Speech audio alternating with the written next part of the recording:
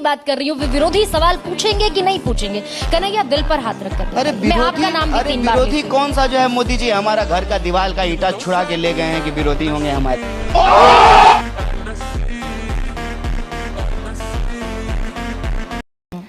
प्रश्न नैतिकता का है, प्रश्न प्रक्रिया का है, प्रश्न संसदीय व्यवस्था का है। व्यक्तिगत उनसे कोई दुश्मनी है क्या? भाजपा वालों से जो कोई हमारा कोई नफरत है क्या? अरे उनका विचार है, उनकी पार्टी है, उनका दल है, उनका सिद्धांत है, वह भी बहुदलीय व्यवस्था में एक पार्टी है। देखिए, इसको ऐसे मत देखिए, ये ना कोई WWF का मैच नहीं हो रहा है कि स्क्रिप्ट लिखा हुआ है, यार एक बार हम तुमको पटक देंगे, एक बार तुम हमको पटक देना। बड़े सटीक तरीके से कहा उसने। बात संसदीय व्यवस्था की है इस देश की। मान लीजिए हमारा आरोप है कि वोट चोरी से सरकार बनेगी, आरोप को सिद्ध करने का काम हमारा है, हम जो है सबूत लेकर के देंगे और उस पर कार्रवाई करने का काम चुनाव आयोग का है। लेकिन भाजपा कहती है कि नहीं, बहुत ईमानदारी से सरकार बनी है।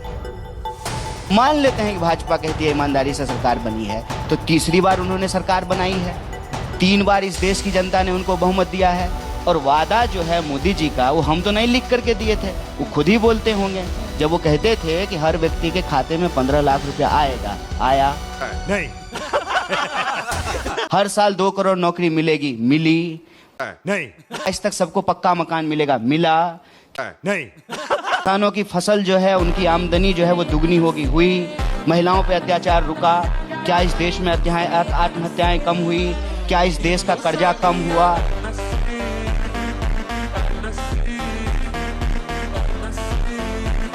अगर ये जो सवाल हैं, यह सवाल जब हम पूछते हैं भाजपा को, तो भाजपा सत्ता है, प्रधानमंत्री देश के प्रधानमंत्री हैं, उनके पास बहुमत है, और विपक्ष होने के नाते यह सवाल जो है हम देश के मौजूदा प्रधानमंत्री से पूछते हैं।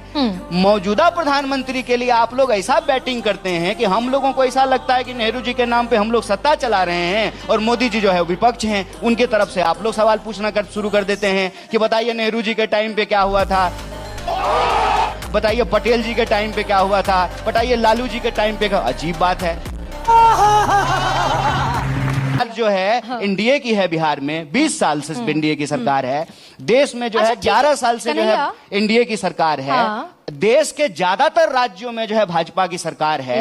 भाजपा दावा करती है कि हम दुनिया की सबसे बड़ी पार्टी हैं। भाजपा दावा करती है कि हमारे पास अब सबसे ज्यादा ऑफिस है। भाजपा का इलेक्टोरल बॉन्ड के हिसाब से आप देख लीजिए, सबसे ज्यादा चंदा बीजेपी को मिला है।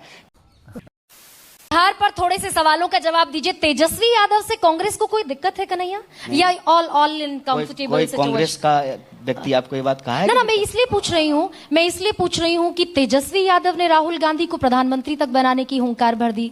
वो बेचारे इतना एंटिसिपेशन में चले गए और राहुल गांधी नहीं कह पा रहे हैं कि हमारे लिए मुख्यमंत्री तेजस्वी यादव। चुनाव हो गया। अच्छा, हाँ, अब जो है ना, स्वयं प्रधानमंत्री मोदी जी भी चाहेंगे तब भी राहुल जी जो है अभी प्रधानमंत्री नहीं बन पाएंगे।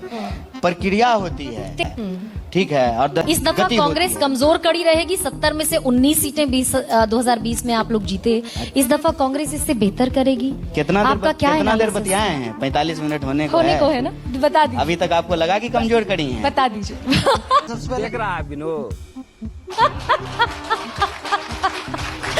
तो मैं मान लूं कंगन को आरसी क्या और पढ़े लिखे को फारसी क्या? कन्हैया, ये बता, किम प्रमाणम हम आपके सामने मौजूद हैं। तो मैं मान लूं ना कि अगर आरजेडी पूरी के पास ताकत से लड़ेंगे, पूरी मजबूती से लड़ेंगे, 243 की 243 सीट पर लड़ेंगे, एक कुर्सी, एक पद, एक एमएलए बनने के लिए नहीं, पूरी की पूरी सरकार बदलने के लिए लड़ेंगे।